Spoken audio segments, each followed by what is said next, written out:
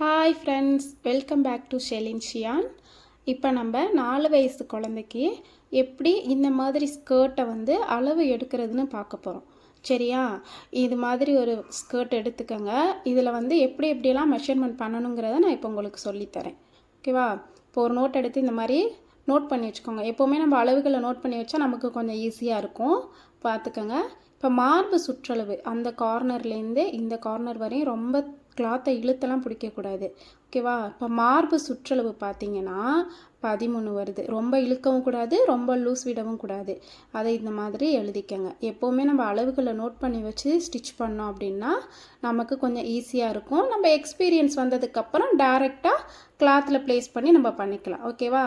இப்போ மார்பு சுற்றளவு 13 வருதுன்னா நமக்கு பேக் சைடும் வேணும்ல, அதனால 13 + 13 = 26. ஓகேவா? 26. இப்போ உயரம் பார்க்குறோம். உயரம் 10.5 இருக்குது. ஓகேவா? உயரம் 10.5 இருக்குது. அதையும் இதே மாதிரி எழுதிக்கோங்க. உயரம் அப்படின்னு போட்டு 10.5. ஒரு 1/2 இன்ச் 1/4 இன்ச் கூட்டிக்கலாம், அது ப்ராப்ளம் இல்லை. நம்ம அக்யூரேட்டாக மெஷர் பண்ணிக்கலாம். இப்போ ஓகேவா? 10.5 எடுத்தாச்சு.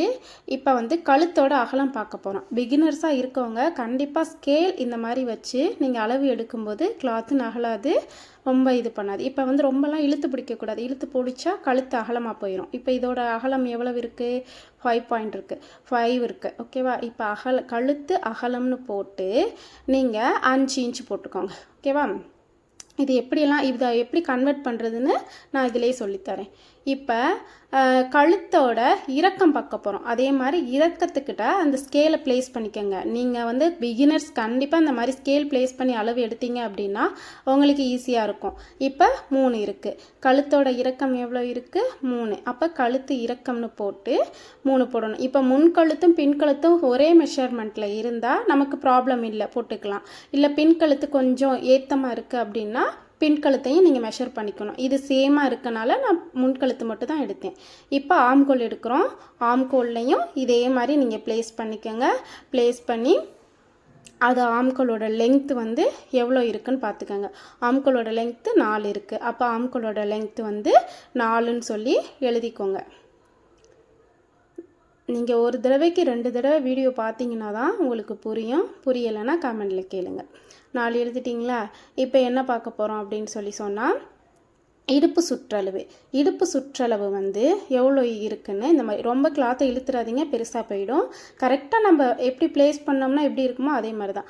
11 இருக்குது இடுப்பு சுற்றளவு. நம்ம ஒரு ட்ரெஸ்ஸை நம்ம உடம்புல வியர் பண்ணுறோம் அப்படின்னு சொன்னால் அந்த மாதிரியே வச்சுக்கோங்க. கிளாத்தை ரொம்ப இழுத்து பிடிக்காதீங்க. 11 இருக்குன்னா நமக்கு பேக் சைடும் வேணும்ல. அப்போ 11 + 11 22. இப்போ 22 இடுப்பு சுற்றளவு. இப்போ கை நீளம் இது ஃபுல் ஹேண்டு. நான் ஹாஃப் ஹேண்டு போதுங்கிறனால எனக்கு ஒரு 4 இன்ச் போதுங்கிறனால நான் அந்த அளவில் எடுத்திருக்கேன். இப்போ 4 இன்ச் அப்படிங்கும்போது அதுக்கு கீழே அதோட அகலத்தையும் பார்த்துக்கோங்க. கை நீளம் 4, அகலம் 3 இருக்குது. அப்போது கை நீளம் அப்படின்னு போட்டு 4 போட்டுக்கோங்க. அகலம் கை அகலம்னு போட்டு 3ன்னு போட்டுக்கோங்க. 3ன்னு போட்டுக்கோங்க. இப்போ 3 எழுதிட்டிங்களா? நெக்ஸ்ட் இப்போ என்ன பார்க்க போகிறோம் அப்படின்னா பாட்டமோட ஹைட்டு பார்க்க போகிறோம். பாட்டமோட ஹைட் என்ன? 14 இருக்குது, 14 இருக்குது. பாட்டமோட ஹைட் 14 இருக்குது. அப்படிங்கும்போது அந்த இதை நீங்கள் எழுதிக்கோங்க. பாட்டம் ஹைட்டுன்னு போட்டுக்கோங்க. பாட்டம் ஹைட் உயரம் போட்டு 14. இப்போ பாட்டத்தோட அகலம் பார்க்க போகிறோம். இப்போ இதில் நம்ம சுருக்கம் வைக்க போகிறதில்ல. இடுப்புக்கு சுருக்கம் வைக்க போகிறதில்ல.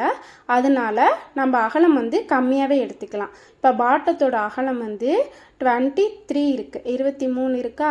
அப்போ 23னா நமக்கு டபுள் சைடு வரணும், பேக் சைடும் வரணும்ல. அப்போ பாட்டத்தோட அகலத்தை எழுதி அதை 2ஆக கன்வெர்ட் பண்ணிக்கோங்க. இப்போ 23 + 23. ஓகேவா? அப்போ 23 எவ்வளோ வரும்? 46 வரும். இப்போ 46 தான் நமக்கு பாட்டத்தோட அகலம். இப்போ இதெல்லாம் எப்படி கன்வெர்ட் பண்ணுறதுன்னு நான் இப்போ உங்களுக்கு சொல்லித்தரேன். ஓகேவா? எவ்வளோ இன்ச் கூட்டணும், எவ்வளோ இன்ச் குறைக்கணும் அப்படிங்கிறத நான் இப்போ சொல்லித்தரேன். அது மாதிரி நோட் பண்ணிக்கோங்க.